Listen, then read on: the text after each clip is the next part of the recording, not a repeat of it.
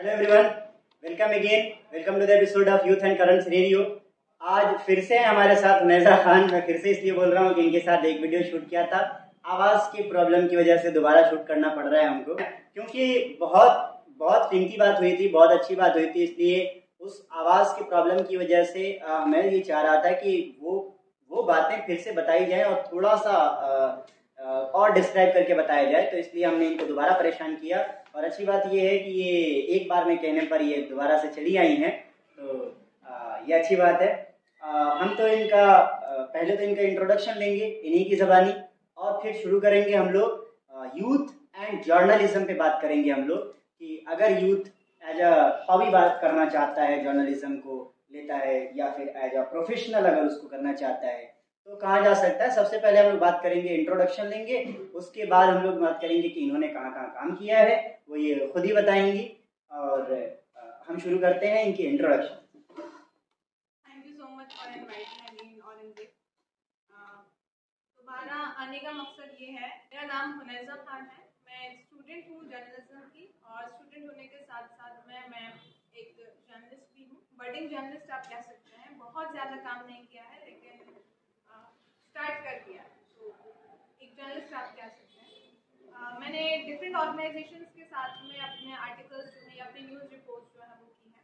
India tomorrow, the Quint पे माई report, और Miller times, और इसके अलावा लाइव वायर का जो एक दूसरा वेबसाइट है लाइव वायर, उसके साथ भी मैंने लिखा है। और अभी मैं twocircles.net के साथ एक रिपोर्टर। तो इंट्रोडक्शन के बाद हम शुरू करते हैं सवालों का सिलसिला कि हमने जैसे बात की जर्नलिज्म अगर करना शुरू करता है, एक यूथ सोचता है जर्नलिज्म करना शुरू करता है, तो दो ही सवाल हैं हमारे पास कि अगर एज अ हॉबी कर रहा है वो, तो उसके साथ क्या परेशानी आएगी और कैसे कर सकता है, और उसको अगर प्रोफेशनल करना चाहता है, जर्नलिज्म में जाना चाहता है, तो कितने रास्ते हैं और कैसे जा सकता है। देखो, जर्नलिज्म सबसे पहले तो जर्नलिज्म क्या होता है, एक डेटा को कलेक्ट करना। कोई भी न्यूज़ हमको मिली, कोई इन्फॉर्मेशन हमको मिली, उस डेटा को कलेक्ट करना, उसको वेरीफाई करना और फिर उसको पब्लिश कर देना या डिसैमिनेट कर देना। तो एज अ हॉबी अगर हम जर्नलिज्म की बात करते हैं तो कई सारे लोग हैं जो एज अ हॉबी शायद जर्नलिज्म अभी कर रहे हैं, क्योंकि लोगों को शौक होता है लिखने का। तो कोई भी लोग सोशल मीडिया पर खुद भी, जैसे फेसबुक पर अगर कहीं कोई इंसिडेंट हो रहा है तो हमने फेसबुक पर लिख दिया कि वीडियो लगा दी या फोटो लगा दिया कि ये एरिया में ऐसा ऐसा हो रहा था, और हमने वो लिख दिया। वो उसको भी लोग अपने आप को बोलने लग जाते हैं कि हम जर्नलिस्ट। तो कई सारे लोग इस तरह से जर्नलिज्म कर रहे हैं। लेकिन एक प्रॉब्लम ये हो जाती है इस तरह के जर्नलिज्म में कि आप कहीं ना कहीं फैक्ट्स को नहीं वेरीफाई, आप सेंसेशनलिज्म जो होता है आप वो क्रिएट कर देते हो। क्योंकि एक प्रोफेशनल जर्नलिज्म या एक प्रोफेशनल जर्नलिस्ट और जो एक एज अ हॉबी जो इस चीज़ को एज अ पैशन इस चीज़ को कैरी कर रहा है, उसमें एक डिफरेंस आ जाता है। आपका राइटिंग स्टाइल का डिफरेंस जो होता है वो आ जाता है, या आपको पता होता है, क्योंकि एक जर्नलिस्ट को पता होता है कि मैं जो खबर कर रहा हूँ वो कहाँ तक जाएगी या उसका इम्पैक्ट सोसाइटी पर किस तरह से हो सकता है। वो चीज़ एज अ हॉबी कई बार लोग मिस कर देते, क्योंकि कहीं से हमको कोई वीडियो मिली, कुछ उसमें ऐसा था जो कि सेंसिटिव सी इंफॉर्मेशन थी, हमने उठा के उसको पोस्ट, उसका सोसाइटी पर क्या असर पड़ेगा वो हम नहीं देखते। कुछ भी उसका, क्योंकि उसका रिएक्शन क्या होगा वो हम नहीं जानते। तो it is important as a hobby आप कीजिए, जर्नलिज्म आप कीजिए, बहुत आसान है। बहुत सारे पोर्टल्स जो हैं वो स्टार्ट हो चुके हैं। आप अलग अलग वेबसाइट से अप्रोच कर सकते हैं, या खुद से भी कई ऐसी वेबसाइट्स हैं, या आपने सोशल मीडिया के थ्रू भी आप जर्नलिज्म जो है वो कर सकते हैं। But if you want to pursue journalism as a profession, तो वो एक डिफरेंट चीज़ है। उसके लिए मैं अपने बारे में तो ये कहूँगी कि मैंने जैसे ही जर्नलिज्म की डिग्री के लिए मैंने जैसे एनरोल किया, तो इट वाज लाइक कि बहुत सारी अपॉर्चुनिटीज़ जो थी वो ओपन हो गई। पहले क्योंकि ऐसा होता था, मैं अप्लाई करती थी लेकिन मेरे पास राइटिंग स्किल्स थी अल्हम्दुलिल्लाह, और बहुत सारी चीज़ें थी जो मैं करती रहती थी। लेकिन ऐसा होता था कि शायद डिग्री कहीं ना कहीं मैटर करती है। हम कहते हैं कि डिग्री मैटर नहीं करती, लेकिन एक रोल जो होता है वो। So as soon I enrolled journalism, तो बहुत सारी अपॉर्चुनिटीज़ अल्हम्दुलिल्लाह हुई। तो मैंने जब अप्लाई किया या अप्रोच किया कई लोगों को, तो मुझे एक पॉजिटिव रिस्पांस भी मिला और अल्हम्दुलिल्लाह अब मैं टू सर्कल्स के साथ में मैं एज अ रिपोर्टर जो है मैं वर्क करती हूँ। तो कई सारे चैलेंजेस जो होते हैं वो आते हैं। सबसे बड़ी बात, जो सबसे बड़ा चैलेंज होता है वो ये होता है कि आप किसी मीडिया हाउस से कैसे रीच आउट, वहाँ पर सबको प्रॉब्लम्स फेस करना पड़ती हैं कि क्योंकि लोगों को लगता है कि दिल्ली जो है जर्नलिज्म वहीं जाके होता है, आप भोपाल से या किसी छोटी जगह से आप नहीं कर सकते हो, ये एक फैक्ट। हम भी, क्योंकि कई बार ऐसा होता है कि लोग बोलते हैं कि दिल्ली आ जाओ, यहाँ पर जो है अपॉर्चुनिटीज, तो ये चीज़ें फेस करना पड़ी। लेकिन कोविड के बाद से, वही मैं फिर से कहूँगी कि कोविड के बाद से ये रास्ते जो थे वो आसान हो गए, क्योंकि वर्क फ्रॉम होम की जो अपॉर्चुनिटीज़ मिली, रिमोट वर्क की अपॉर्चुनिटीज़ मिली, तो नए नए तरीके से हम जर्नलिज्म जो है वो कर सकते हैं। तो थोड़ा बहुत अगर आप बताना चाहें कि नए नए तरीके कौन कौन से खुले हैं। जैसे मैं अगर अभी काम कर रही हूँ तो मैं ये कहूँगी कि कहीं भी अगर कोई इशू हो रहा है, तो फॉर एग्जांपल दिल्ली में अगर कोई इशू हो रहा है, तो I can just connect with the victim, call मैं उनको कर सकती हूँ और उनका मैं बाइट ले सकती हूँ। और उसके बाद वो अच्छी बात है कि पहले आपको ग्राउंड पे होना, वो ग्राउंड पे होना जो है वो इम्पोर्टेंट चीज़ है भी, और जाना भी चाहिए। बट मैं एक आसानी बता रही हूँ कि ऐसा हो गया कि आप भोपाल में रहते हो, आप दिल्ली की रिपोर्ट जो है आप कर सकते हो, आप कॉल पर आप बात कर सकते हो, आपको जो विजुअल्स हैं वो ऑनलाइन आपको मिल जाती है, वीडियोस आपको ऑनलाइन मिल जाती है, फोटोज मिल जाते हैं, आप लोगों से इंटरेक्ट कर सकते हो और अपनी रिपोर्ट जो है वो आप दे सकते हैं। मतलब हालांकि ये सब चीज़ें कोविड के पहले भी थी, लेकिन इतनी आम चलन में नहीं था। और उसके बाद जो है ऑनलाइन का ऐसा सिलसिला चला कि वो आम चलन में आ गया, तो इसकी वजह से ये सारी जगह फैलता चला गया। बहुत अच्छी। इनफैक्ट कोविड के पहले मुझे यही था, मैं कोविड के पहले मुझे नहीं लग रहा था कि जर्नलिज्म जैसे मैं कर सकती हूँ, क्योंकि वही एक दिक्कत थी कि दिल्ली ही जाना पड़ेगा। और अब मैं भोपाल में रहते हुए मैं जर्नलिज्म। बहुत बेहतर बात है, बहुत अच्छी बात है, आप जर्नलिज्म कर रही हैं और काफ़ी बेहतर कर रही हैं। अगर आप इनका काम देखेंगे, आपको हम लिंक भी दे देंगे, डिस्क्रिप्शन में जाइएगा, आपको मिल जाएगा। इनका काम देखना होगा तो आप पढ़ भी सकते हैं इनके लिखे हुए जितने आर्टिकल्स हैं। एक वीडियो जो इन्होंने क्विंट में किया था माई रिपोर्ट वाले में, वो भी आप देख सकते हैं, काफ़ी बेहतरीन है। और वो भोपाल की ही वीडियो है, कौन सी बस्ती थी, मैं नाम भूल गया, जनता क्वार्टर की वीडियो थी। और वहाँ पर उसका भी लिंक आपको डिस्क्रिप्शन में दे दिया जाएगा, आप देख सकते हैं। हम चलते हैं, हम लोग अपने सवाल की तरफ थोड़ा सा और आगे बढ़ते हैं। आपने जैसे बताया कि जर्नलिज्म में करते वक्त हर्डल्स भी आते हैं, परेशानियाँ आती हैं, दिक्कतें आती हैं, रुकावटें आती हैं। तो कौन कौन सी रुकावटें आपको पेश करनी पड़ी या एक यूथ को पेश आ सकती है? देखिए, टाइम ऐसा है कि मुझे ऐसा लगता है ज़्यादा से ज़्यादा यूथ को पहले तो जर्नलिज्म की तरफ जाना चाहिए, क्योंकि बहुत सारी ऐसी चीज़ें हैं जो सामने नहीं आ पाती। बहुत सारी रिपोर्ट्स होती हैं, वो या तो कई, क्योंकि मध्य प्रदेश में अगर देखा जाए, हम अगर बाकी जगह की बात नहीं भी करें, दिल्ली में या यूपी के बारे में लोग ऐसा कहते हैं कि आप हर दूसरे या तीसरे बंदे से आप मिलोगे तो वो जर्नलिस्ट है। लेकिन मध्य प्रदेश में हम वो चीज़ नहीं देखते हैं। और यहाँ पर आपको पता है कि हेल्थ की कितने सारे इश्यूज हैं, विमेन बेस्ड इश्यूज बहुत ज़्यादा हैं, एजुकेशन से रिलेटेड इश्यूज हैं वो बहुत ज़्यादा हैं। तो लोगों को पहले तो इसलिए जर्नलिज्म में यूथ को जो है आने की ज़रूरत है, ताकि हम अपनी जो आवाज़ है वो सरकार तक पहुँचा सकें या सरकार को एक्सपोज कर सकें। हर्डल्स की बात है तो सबसे बड़ा जो प्रॉब्लम आता है वो यही होता है कि हम कैसे किसी एडिटर को अप्रोच करें, क्योंकि आप अगर लोकल मीडिया के पास आप अगर जाते हो मीडिया ऑर्गेनाइजेशन तो लोग एक्सप्लॉइट आपको ज़्यादा करते हैं, आपसे काम 10-12 घंटे आपसे काम कराने जाएगा, या आपको अनपेड इंटर्नशिप जो है वो आपसे कराती जाएंगे। और उसके बाद फिर अगर आपको पे भी किया जाएगा तो वो आपके लिए काफ़ी नहीं होगा, वो एक तरह से वेजेस ही रहेंगी और एक्सप्लॉइटेशन जो है वो उसमें। तो कॉन्टैक्ट्स आपके होना जो है वो बहुत ज़्यादा ज़रूरी है। जितने ज़्यादा आपके पास कॉन्टैक्ट्स रहेंगे उतनी अच्छी आप अप्रोच कर सकते हैं। और सिर्फ मध्य प्रदेश में ही नहीं, आप मध्य प्रदेश में जैसे अगर बात करो तो आपके हर डिस्ट्रिक्ट में, हर ब्लॉक में आपका जो कॉन्टैक्ट आपको यहीं पर नहीं लिमिटेड रह जाना है, आपको दूसरी जगह पर भी कवर करना है। लेकिन since I am from Madhya Pradesh, तो मैं मध्य प्रदेश की बात कर रही हूँ कि एटलीस्ट इतना होना चाहिए कि आप अपने एरिया में तो कम से कम आपके पास ऐसा होना चाहिए कि बाहर से जो जर्नलिस्ट हैं वो आकर आपसे हेल्प मांगे और आप तुरंत उनकी हेल्प कर सकते हैं, यानी कि अपना आपको गढ़ बना देना चाहिए। क्योंकि सबसे ख़राब बात इस पीढ़ी की ये भी है कि लोग न्यूज़ पे कब्जा किए, उनको लगता है कि ये यहाँ से कहीं से कोई भी खबर आ रही तो मैं ही सबसे पहले, कोई हेल्प नहीं कर रहा।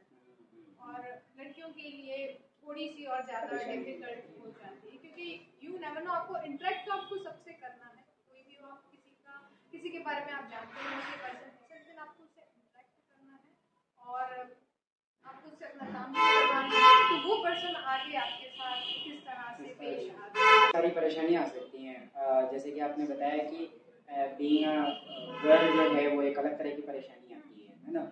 तो इस चीज़ ये जो एक बीइंग अ वुमन, ये जो इम्पोर्टेंट चीज़ ये मैं बताना चाहूँगी, जैसे जब जनता क्वार्टर्स वाला इशू चल रहा था उस टाइम पर भी वहाँ पर कुछ पॉलिटिशियंस भी वहाँ पर पहुँचे थे, तो कई सारे मीडिया हाउसेस जो थे वो वहाँ पर मीडिया पर्सनल्स जो थे वो वहाँ पर थे और उनका इंटरव्यू कर रहे थे पॉलिटिशियन का, तो आई वाज आल्सो अमंग दोस्त, तो मैं भी आगे चली गई थी, उनका जो बाइट था वो तो देवर लाइक कि आप यहाँ क्या कर रहे हो, या मतलब आगे बढ़ने की कोशिश कर रहे हैं, या वो नहीं देख रहे कि एक औरत है वो खड़ी हुई है, तो आप मतलब उनको ये लग रहा था कि आपका यहाँ पे कोई जरूरत है, मुझे लाइक हो गया इस तरह से वो बिहेव कर रहे हैं।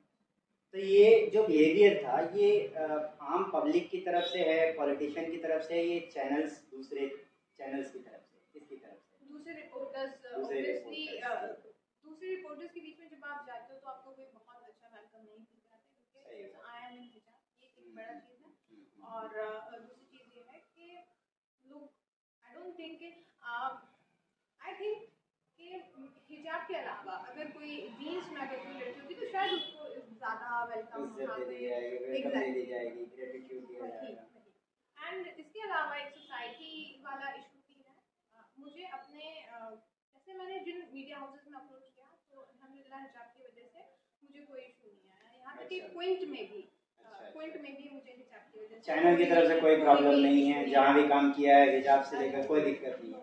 लेकिन जैसे ही पब्लिक में जाते हैं तो वो एक जो सोच बनी हुई है लोगों की, स्टीरियोटाइप सोच बनी हुई है, उसकी वजह से ये सारी प्रॉब्लम्स फेस करनी पड़ती है। जैसे डिमोलिशन आरिफ नगर साइड पर जब डिमोलिशन हुआ तो ज़्यादातर वहाँ पर Muslims, when I reach to speak with them तो अगेन वही सेम लोगों का कि अरे हिजाब में धोखा में बेटी, ये कैसे जर्नलिस्ट है, ये कैसे रिपोर्टर है, ऐसे करके लोग जो है लोगों को बहुत जल्दी क्या है कि यकीन भी नहीं होता है कि शी इज अ रिपोर्टर, तो I always carry my press card. ये अच्छा है, अच्छा है।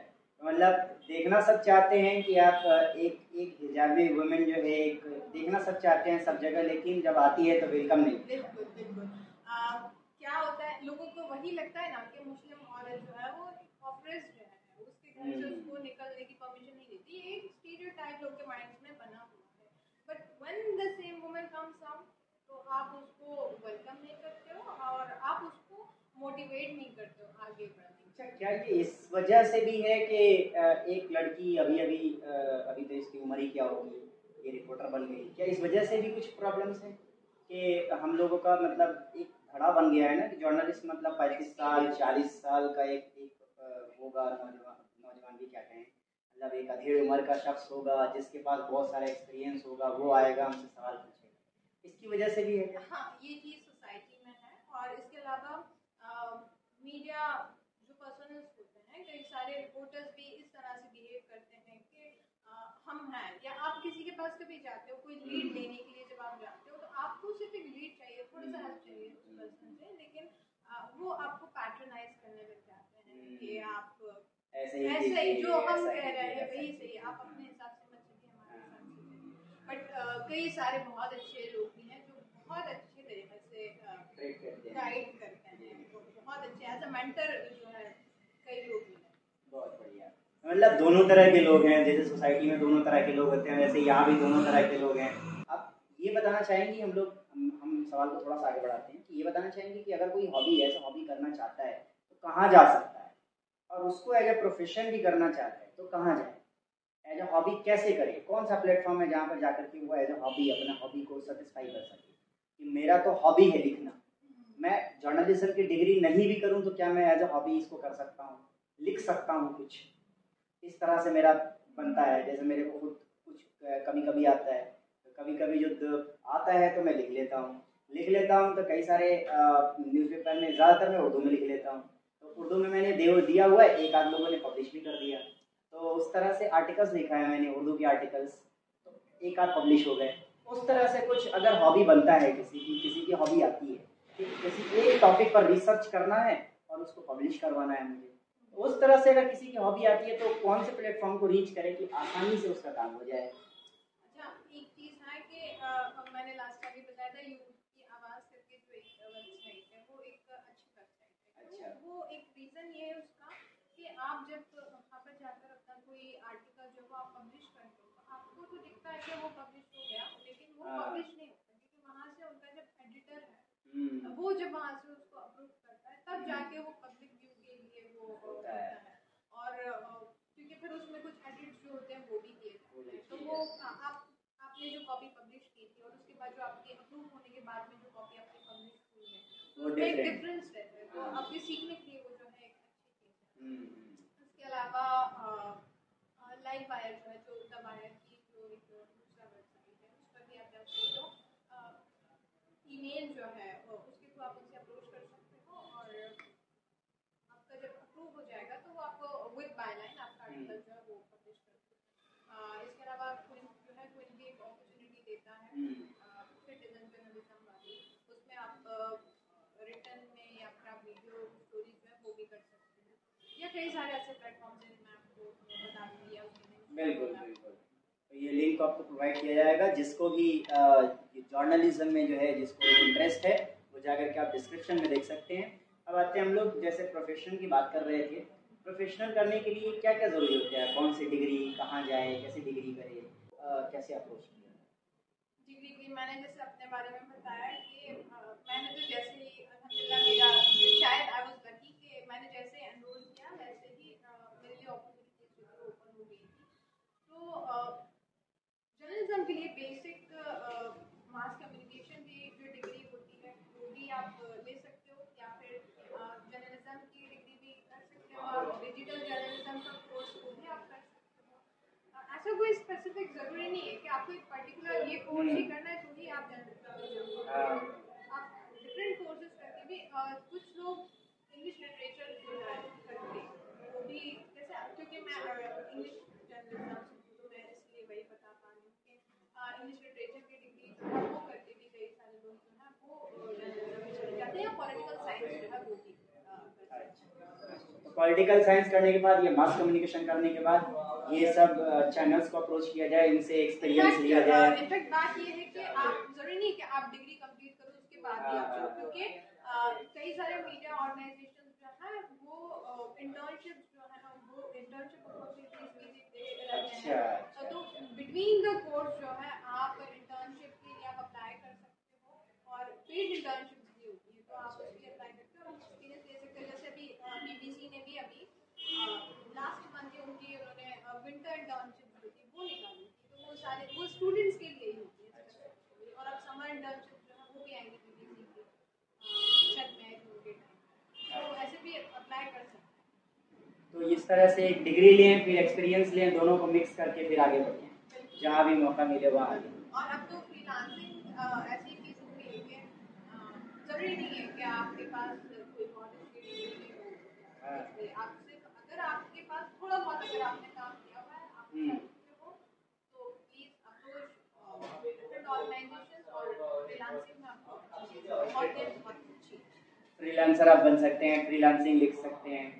आपने एक बात बहुत अच्छी बात बताई, फ्रीलांसर, कई सारे मेरे दोस्त हैं जो फ्रीलांसिंग जर्नलिज्म करते हैं, बैठे हुए हैं घर पे लिख रहे हैं। फ्रीलांसिंग में बात ये है कि आप अगर कहीं अगर आप फुल टाइम जॉब करते हो तो फुल टाइम जॉब में उतना आपको पैसा नहीं होता जितना कि फ्रीलांसर को मिल जाता है। एज ए फ्रीलांसर अगर कोई करना चाहता है, कई सारे मेरे दोस्त हैं जो एज ए फ्रीलांसर जर्नलिज्म कर रहे हैं, उसमें आपको करना क्या होता है, आपको घर बैठ के रिसर्च करना है, रिसर्च करके उस पेपर को सबमिट करना है और उसको अगर वेरिफिकेशन मिलता है तो आपको पब्लिश हो जाएगा। सबसे पहली चीज़ है फ्रीलांसिंग में आपको आइडिया जो है वो आपको पिच करना पड़ता है। ईमेल के थ्रू भी आप आइडिया पिच कर सकते हो, ज़रूरी नहीं है कि इसी तरह से आइडिया से ज़रूरी नहीं है कि आपके पास एडिटर का नंबर होगा तो ही आप उनको व्हाट्सएप पे कॉल करोगे या मैसेज करोगे, कोई आप सिंपली अगर कोई अच्छा आइडिया आपके पास है तो ईमेल कीजिए। पहले तो अपना पिच जो है आप उसको फॉर्म कीजिए कि मैं मेरे पास ऐसा ऐसा इंसिडेंट हुआ था, मैं इस स्टोरी में ये करना चाहता हूँ, एक प्रॉपर आप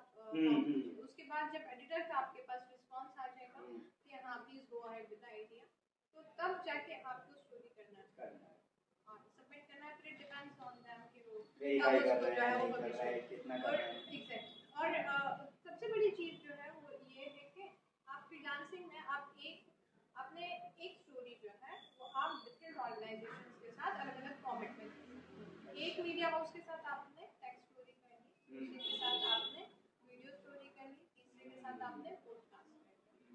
तो ये चीज़ जो है एक ही स्टोरी हुई 3 जगह पे, और आप तीनों जगह से आपको एक अच्छा खासा अमाउंट मिल सकता है। तो ये एज अ प्रोफेशन अगर कोई सोच रहा है तो इस तरह से सोच सकता है कि ये हम फ्रीलांसर भी इतना काम कर सकते हैं। बहुत ही अच्छी बात बताई आपने।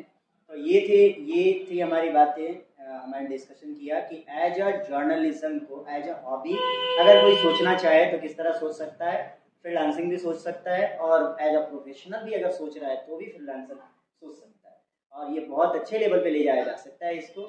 ये थी हमारे साथ हुनैज़ा खान। और आखिरी जाते जाते एक सवाल हमारा कि अगर कोई यूथ आ रहा है और कुछ सीखना चाहता है जर्नलिज्म के कुछ टर्म्स या कोई डाउट आ रहा है, उसके मन में कोई सवाल आ रहा है, तो वो आपसे कहाँ और कैसे करें? ट्विटर पर आप मुझे रीच आउट कर सकते हैं, इंस्टाग्राम पर मेरी प्रोफाइल है, आप वहाँ पर रीच आउट कर सकते हैं, या उसके अलावा आप हैं नहीं तो आपको जो है वो डिस्क्रिप्शन में लिंक मिल जाएगी इनकी आईडी, इंस्टाग्राम की और ट्विटर की, दोनों की आईडी आपको इंस्टाग्राम में मिल जाएगी। वहाँ पर जाकर के आप लोग रीच आउट कर सकते हैं, जो पूछना चाहें आप पूछ सकते हैं या आप मुझे रीच आउट कर सकते हैं, मैं आपको उनसे मिलवा दूंगा। और माशाल्लाह ये आपको बहुत कुछ सिखा सकती हैं और आप सीखिए और आगे बढ़िए। अगर आपके अंदर वो जज्बा है, वो जुनून है, आप कुछ करना चाहते हैं तो ज़रूर। मिलते हैं फिर इसी एपिसोड को ख़त्म करते हैं और मिलते हैं फिर अगले एपिसोड में किसी अगले यूथ के साथ जो कुछ करने का जज्बा रखता है या रखती है या कर रहा है या कर रही है। और तब तक के लिए आप शेयर करते रहिए, हमें ज़रूर बताइए कि आपको इससे कुछ सीखने को मिल रहा है, नहीं मिल रहा है, या फिर आप कौन सा वीडियो, आप कौन सा टॉपिक किसके साथ देखना चाहते हैं। भोपाल में कोई यूथ है तो उन तक हमको भी पहुंचाइए और हमको उन तक और उनको हम तक पहुंचा दीजिए। हम उनसे बातें शेयर करेंगे, उनसे जानेंगे, उनसे पूछेंगे और आप तक पहुंचाएंगे। तब तक के लिए